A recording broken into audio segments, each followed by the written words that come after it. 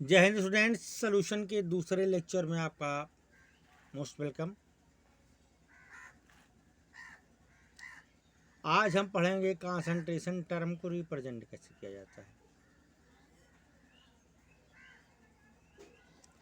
कुछ concentration terms के बारे में हम पढ़ेंगे और पढ़ेंगे कि कंसंट्रेशन टर्म्स को रिप्रेजेंट कैसे किया जाता है। तो आज का हमारा हेडिंग है रिप्रेजेंटेशन ऑफ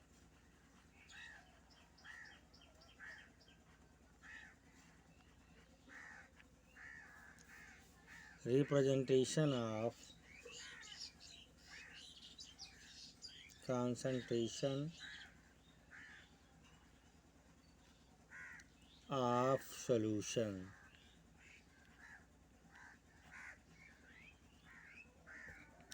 हमको इतना दिमाग में रखना है कि इस चैप्टर में हमको जो पढ़ना है वो बाइनरी सॉल्यूशन पढ़ना है। इस चैप्टर में हमको बाइनरी सॉल्यूशन पढ़ना है जिसके केवल दो ही कंपोनेंट होंगे। तो शुरू करते हैं मास परसेंटेज से। पहला मास परसेंटेज।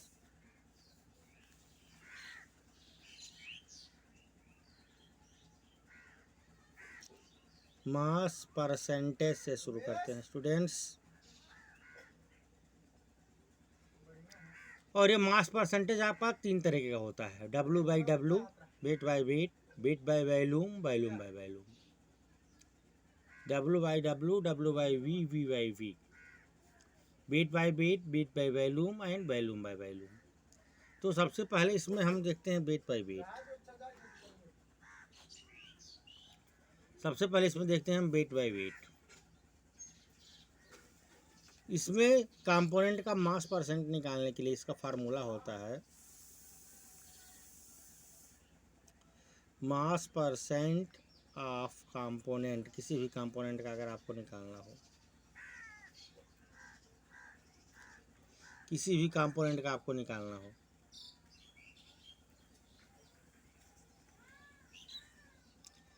तो इसका होता है मास of component in solution, component in solution is divided by total mass of solution. Total mass of solution into 100। Formula ध्यान से देखिएगा। Mass percent of component is equal to mass of component in solution is divide by total mass of solution into 100। ठीक है। अब चलिए इसे पे question कर लेते हैं हम लोग। मान लिया जाए, क्वेश्चन कर लेते हैं ताकि क्लैरिटी आ जाए कि when we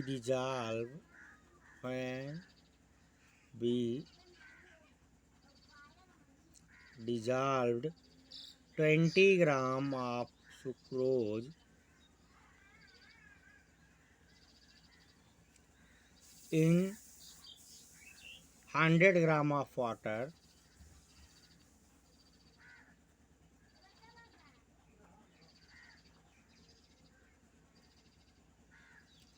calculate the mass percent of sucrose.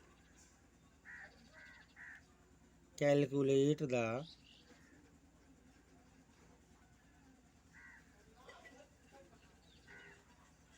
the mass percent of sucrose।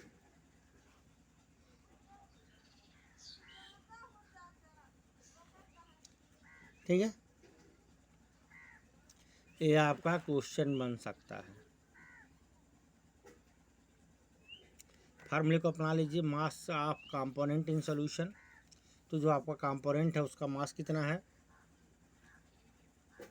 ऐसे लिखिए मास परसेंट ऑफ, इसका निकाल लो आप सुक्रोज का।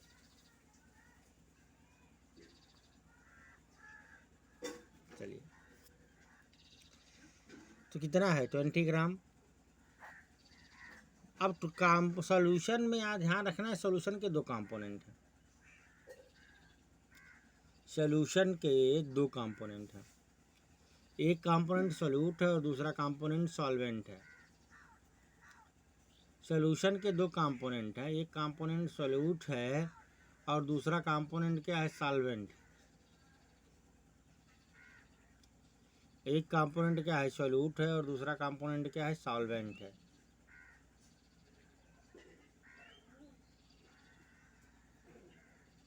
ठीक है,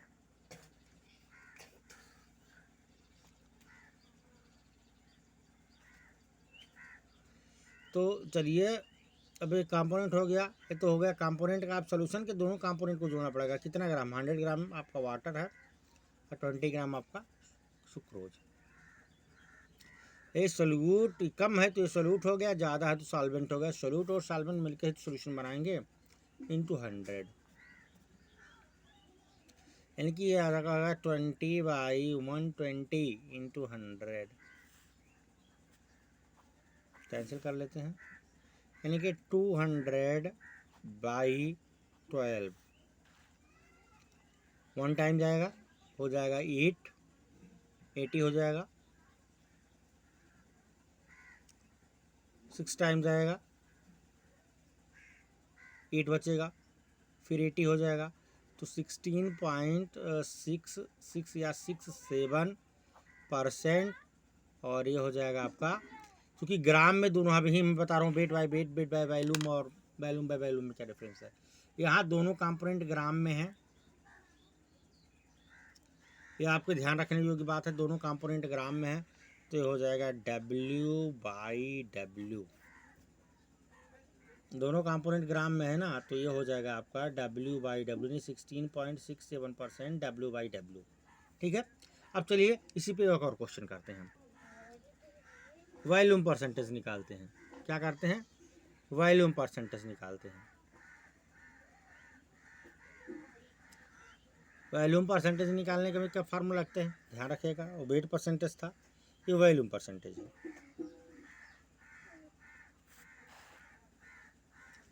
वॉल्यूम परसेंटेज,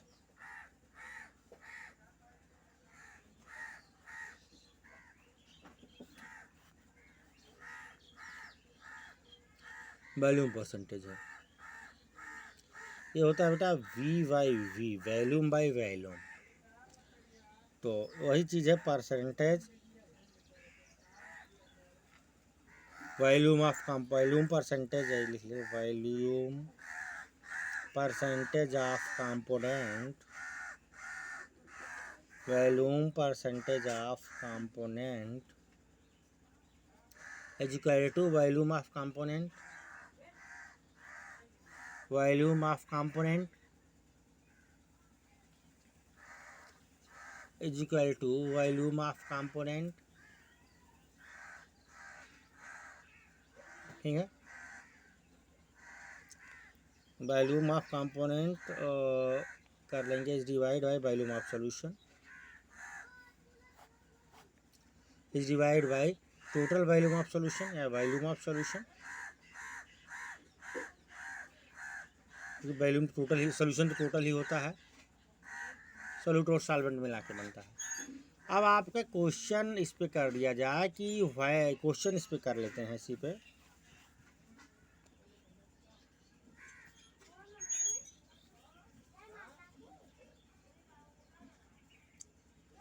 क्वेश्चन कर दिया जाए कि when 40 ml ethanol is mix with, when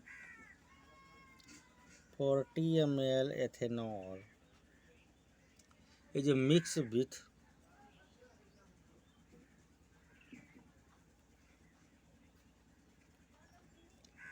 when 40 ml ethanol is mixed with 120 ml of water,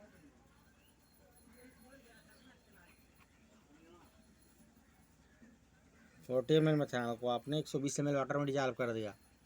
calculate the volume percentage of ethanol, calculate the volume percentage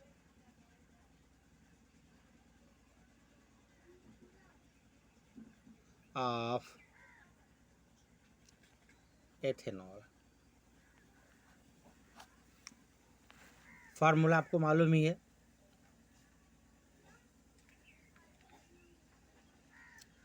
formula आपको पता ही है, तो करना क्या है आपको, उसमें कुछ खास नहीं।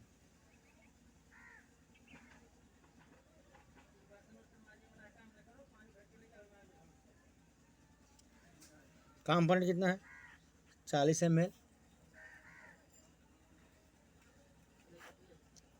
सॉल्यूशन कितना है 120 ml वाटर है प्लस 40 ml आपका 120 ml water plus 40 ml ethanol into 100 कर लीजिए आप, तो हो जाएगा 40/160, ठीक है, इंटू 100 कैंसिल,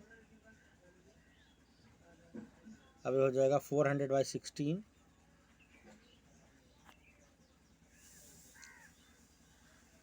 टू टाइम लेके जाइए 32 हो जाएगा, बचेगा 8 हो जाएगा 80, तो 65 टाइम में चला गया, यानी कि 25% सोल्यूशन बनेगा। और ये ध्यान में सिंबल ध्यान होता है V/V बनेगा, ये जो सोल्यूशन बनेगा ये वॉल्यूम बाय वॉल्यूम बनेगा। ये जो सोल्यूशन यहाँ बनेगा ये सोल्यूशन आपका वॉल्यूम बाय वॉल्यूम बनेगा। इस चीज़ में है चीज़ ध्यान रखना है आपको कि लिक्विड सोल्यूशन को हमेशा वॉल्यूम बाय वॉल्यूम से ही रिप्रेजेंट करते हैं, नोट लगा लीजिए, लिख लीजिएगा अपनी कॉपी में, liquid solution is represented by liquid solution is represented by volume by volume, or liquid solution are only represented by volume concentration term। अगर आप परसेंटेज निकाल रहे हैं इसका तो वॉल्यूम बाय वॉल्यूम से निकलेगा, क्योंकि दोनों लिक्विड है, लिक्विड के ग्राम में नहीं बल्कि वॉल्यूम में निकालेंगे। और एक तीसरा आता है वेट बाय वॉल्यूम, दो तो आपने पढ़ लिए, तीसरा जो कंसंट्रेशन टर्म है ये वेट बाय वॉल्यूम आता है। जो वेट बाय वॉल्यूम कंसंट्रेशन है इस फार्मूले का यूज इन द मेडिसिन और फार्मेसी में किया जाता है मोस्टली। तीसरा टर्म है वेट बाय वॉल्यूम, इसका use mostly medicine and pharmacy में किया जाता है, ध्यान रखिएगा। कहाँ किया जाता है? मेडिसिन एंड फार्मेसी में किया जाता है, मेडिसिन में किया जाता है। आप कई बार देखते होंगे दवा में W/W और W/V लिख के आता है, जो आपका मेडिसिन होता है ना कंपोनेंट का, अभी क्रीम वगैरह ऑइंटमेंट वगैरह लीजिए तो उसमें W/V W/W लिख के आता है। तो W/V टर्म का जो यूज करते हैं वो W/V टर्म का यूज आप कहाँ करते हो? फार्मेसी में ज़्यादा यूज होता है उसका। यानी समझ लीजिए कि एक कंपोनेंट ग्राम में होता है, दूसरा कंपोनेंट वॉल्यूम में होता है, ठीक है। इसकी चर्चा हम लोग नेक्स्ट वीडियो में करेंगे, अदरवाइज वीडियो आपका बड़ा हो जाएगा। इससे रिलेटेड क्वेश्चंस कर लीजिएगा, और वीडियो को अगर एक बार समझ में आ रहा है दोबारा 3 बार देख लीजिए, कोई बहुत टफ टॉपिक नहीं है, ठीक है। जय हिंद।